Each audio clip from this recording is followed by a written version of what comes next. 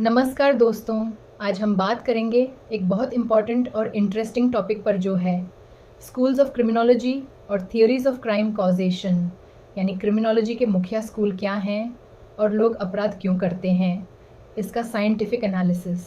इस वीडियो के बाद आपको यह समझ में आ जाएगा कि अलग अलग थिंकर्स ने किस तरह से क्राइम को समझा, कौन से स्कूल ने किस एंगल से एक्सप्लेनेशन दिया और कौन से थ्योरी किस वजह से क्राइम होने का कारण बताती है।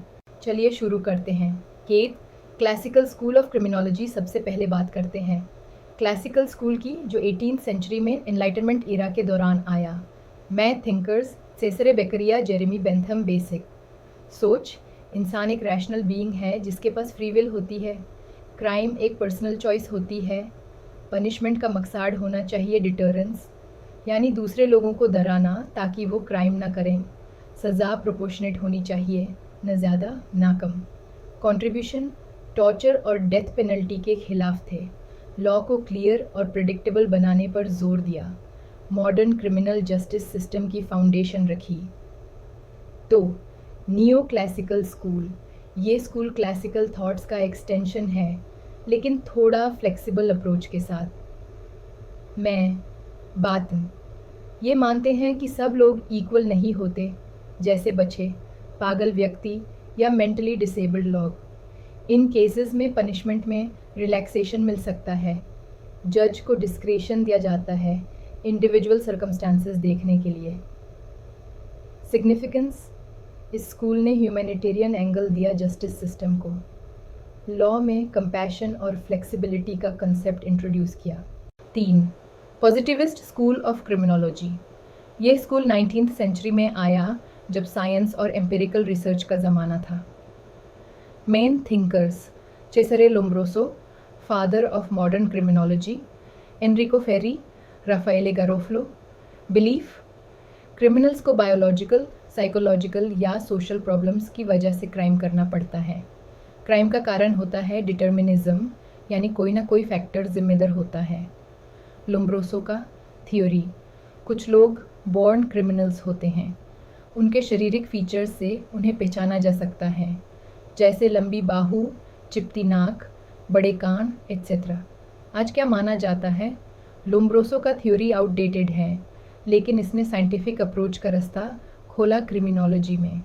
चोर सोशियोलॉजिकल स्कूल, इस स्कूल के मुताबिक क्राइम एक सामाजिक समस्या है, ना कि सिर्फ personal choice. Emile Durkheim, crime is normal and inevitable in any society. जब सोसाइटी बदलती है तो कुछ लोग नए नॉर्म्स फॉलो नहीं कर पाते। शिकागो स्कूल, क्राइम ज़्यादा होता है अर्बन स्लम्स में जहाँ फैमिली, स्कूल जैसे इंस्टीट्यूशंस वीक होते हैं। रॉबर्ट मर्टन्स अनोमी थियरी, जब लोगों के पास गोल्स अचीव करने के लीगल तरीके नहीं होते तो वो इलीगल रास्ता चुनते हैं, जैसे चोरी, फ्रॉड। लोग 5 साइकोलॉजिकल स्कूल, ये स्कूल क्राइम को मेंटल स्टेट और पर्सनालिटी डिसऑर्डर से जोड़ता है। फ्रॉइड्स थियरी, जब किसी व्यक्ति के अंदर अनकॉन्शियस कॉन्फ्लिक्ट्स होते हैं तो वो क्राइम कर सकता है। बिहेवियरल थियरी, क्राइम एक लर्नड बिहेवियर है। अगर किसी को रिवॉर्ड मिलता है क्राइम करने पे तो वो उस बिहेवियर को रिपीट करता है। कॉग्निटिव थियरी, क्रिमिनल्स के थिंकिंग पैटर्न्स डिस्टॉर्टेड होते हैं, उन्हें लगता है उनका काम गलत नहीं है। 6 इकोनॉमिक स्कूल, ये स्कूल कहता है कि क्राइम का में रीज़न इकोनॉमिक इनइक्वालिटी है। मार्क्सिस्ट व्यू, रिच लोग कानून अपने फेवर में बनवाते हैं और पुअर लोगों को ही मेनली पनिशमेंट मिलती है। क्राइम ड्यू टू पॉवर्टी, गरीबी, बेरोज़गारी और क्लास डिफरेंसेस लोगों को सर्वाइवल क्राइम या प्रॉपर्टी क्राइम्स करने पे मजबूर करती हैं। सान ज्योग्राफिकल स्कूल, ये स्कूल फोकस करता है क्लाइमेटिक, एनवायरमेंटल और अर्बन प्लानिंग जैसे फैक्टर्स पे। मैन बिलीव्स, ज़्यादा क्राइम होता है क्राउडेड, डर्टी और डिप्राइव्ड एरियाज़ में। क्लाइमेट जैसे एक्सट्रीम गर्मी या सर्दियों का भी इफ़ेक्ट होता है एग्रेशन पे। थ्योरीज ऑफ क्राइम कॉजेशन, अब चलते हैं स्पेसिफिक थ्योरीज़ की तरफ जो क्राइम के कारण एक्सप्लेन करती हैं। 1 बायोलॉजिकल थ्योरीज़, ये थ्योरीज़ कहती हैं कि कुछ लोग जेनेटिकली या फिज़िकली डिस्पोज्ड होते हैं क्राइम करने के लिए। लोम्ब्रोसोस थियरी, बॉर्न क्रिमिनल कॉन्सेप्ट, कुछ फिजिकल ट्रेट्स जिनके बेसिस पे क्रिमिनल्स को पहचाना जा सकता है। आज के टाइम में outdated but historically important. Genetic studies, twin studies, adoption studies थोड़ा जेनेटिक इन्फ्लुएंस दिखाते हैं, लेकिन एनवायरनमेंट भी इक्वली इम्पॉर्टेंट है. तो साइकोलॉजिकल थीरीज मेंटल हेल्थ और पर्सनैलिटी इश्यूज़ को सेंटर में रखती हैं.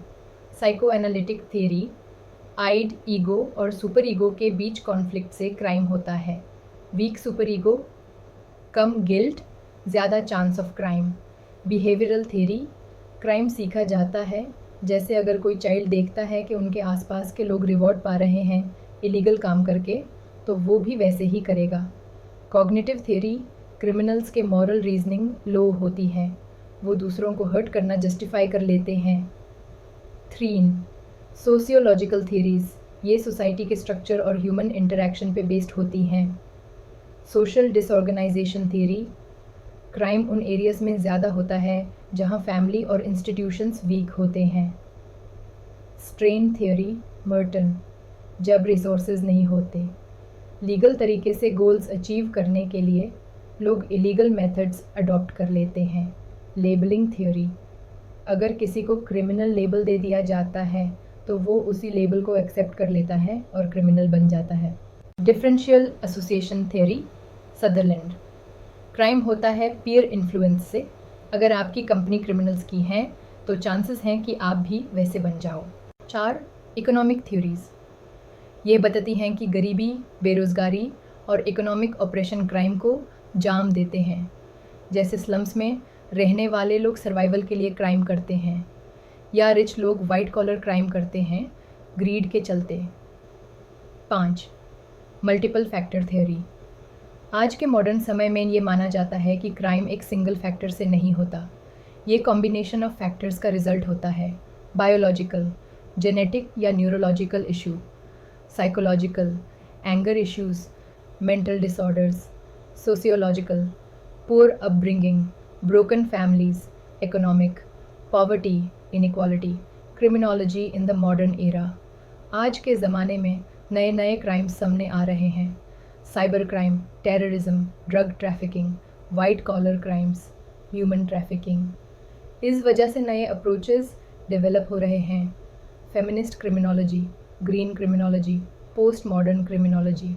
Summary and importance. तो दोस्तों, आज हमने जाना कैसे अलग अलग स्कूल्स ऑफ क्रिमिनोलॉजी ने क्राइम को डिफ़ाइन किया, कैसे साइकोलॉजी, बायोलॉजी, सोसाइटी और इकोनॉमी क्राइम में रोल प्ले करती है, और कैसे मॉडर्न क्रिमिनोलॉजी मल्टी डिसिप्लिनरी बन चुकी है. अगर हम समझना चाहें कि क्राइम का असली रूट क्या है, तो हमें इन थ्योरीज़ को होलिस्टिकली देखना पड़ेगा. आप लॉयर हो, जज हो, पुलिस ऑफिसर हो या पॉलिसी मेकर, ये नॉलेज आपको इंसान और समझ दोनों को समझने में मदद करेगी. अगर आपको ये वीडियो यूज़फुल लगा हो तो लाइक करें, शेयर करें और चैनल को सब्सक्राइब ज़रूर करें.